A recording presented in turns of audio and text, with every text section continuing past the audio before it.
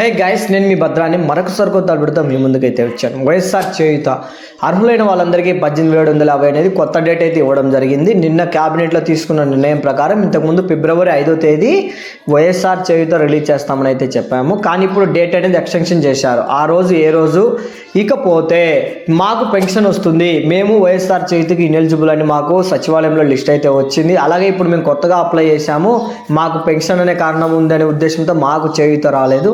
అసలు ఈ పెన్షన్ తీసుకున్న వాళ్ళకి చేయూత వస్తుందా రాలేదా అంటే కొంతమంది లబ్ధిదారులకు వస్తుంది, ఇంకొంతమందికి రాలేదు. అసలు ఏంటన్నా దీని గురించి మాకు మెసేజ్లో అని చాలామంది వాట్సాప్లో మెసేజ్ చేస్తున్నారు. ఈరోజు వీడియోలో వచ్చేసినాను మీకు వైఎస్ఆర్ చేయూత ఏ రోజు రిలీజ్ అవుతుంది, ఇకపోతే పెన్షన్ తీసుకున్న వాళ్ళు అర్హులా కాదా ఏంటి అనేది అయితే ఎక్స్ప్లెయిన్ అయితే చేస్తాను. సో ఐ థింక్ ఈ వీడియో మీకు యూస్ఫుల్ అవుతుంది అనుకుంటే తప్పకుండా లైక్ చేయండి. మరిన్ని అప్డేట్స్ కోసం మన ఛానల్ని సబ్స్క్రైబ్ చేసుకోండి. సో ఇంకా మీకు ఏమైనా డౌట్స్ ఉన్నాయి, నాతో కాంటాక్ట్ అవ్వాలనుకుంటే డిస్క్రిప్షన్లో వాట్సాప్ గ్రూప్ అయితే ఇస్తాను, జాయిన్ అవ్వండి. నా నెంబర్కి మెసేజ్ చేసి మీకున్న డౌట్ క్లియర్ చేసుకోండి. ముందుగా చూసుకున్నట్టయితే వైఎస్ఆర్ చేయూత.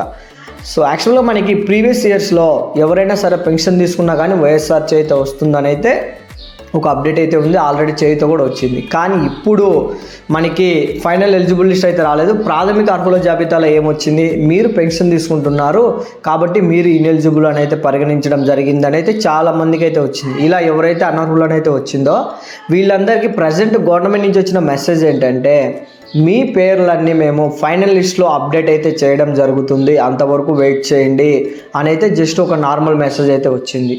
ఇకపోతే ఇప్పుడు మేము కొత్తగా మేము పెన్షన్కి అప్లై చేసుకొని పెన్షన్ అయితే వస్తుంది, కానీ చేయూతకు పోతే మనకి అక్కడ మీకు పెన్షన్ వస్తుందని అయితే కొత్త లబ్ధిదారులు అయితే చెప్తున్నారు.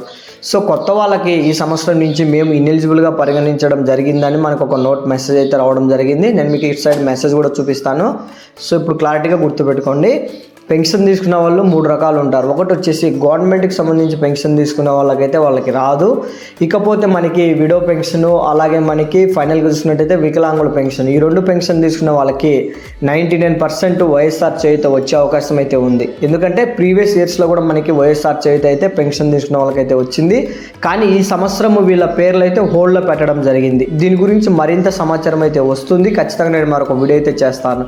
ఎందుకంటే చాలామంది అడుగుతున్నారు అన్న పెన్షన్ అని వాట్సాప్లో మెసేజ్ చేస్తున్నారు. సో ఇక్కడికి క్లియర్.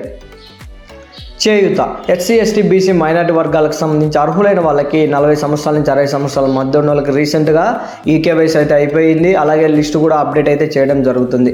ఇప్పుడు వీళ్ళకి చేయూత అనేది మనకి గవర్నమెంట్ నుంచి వచ్చిన అప్డేట్ ప్రకారం ఈ నెల 16వ తేదీ నుంచి వారోత్సవాలు అయితే జరుగుతాయి. అంటే ఏదైతే మనకి రీసెంట్గా మనకి ఆసరా రిలీజ్ అయింది కదా, ప్రతి నియోజకవర్గంలో మీటింగ్ మాదిరి కండక్ట్ చేసి రిలీజ్ చేశారు. అదేవిధంగా ఈ వైఎస్ఆర్ చేయూత కూడా 16వ తేదీ నుంచి వారోత్సవాల మాదిరి నిర్వహించి ఒక్కొక్క నియోజకవర్గానికి ఒక్కొక్క రోజు మీటింగ్ అనేది ఎమ్మెల్యే వాళ్ళు ఇట్లా ఎంపీలు ఇట్లా ఎమ్మెల్సీ వాళ్ళ చేత మీటింగ్ అనేది నిర్వహించి అక్కడ మనకి అమౌంట్ అనేది లాంచ్ చేయడం జరుగుతుంది. సీఎం గారు 16వ తేదీ లాంచ్ చేస్తారు. అక్కడి నుంచి మనకి 1 by 1 ఒక్కొక్క నియోజకవర్గంలో ఒక్కొక్క రోజు వారోత్సవం మాదిరి ఈ వైఎస్ఆర్ చేయూత అయితే రిలీజ్ అవుతుంది.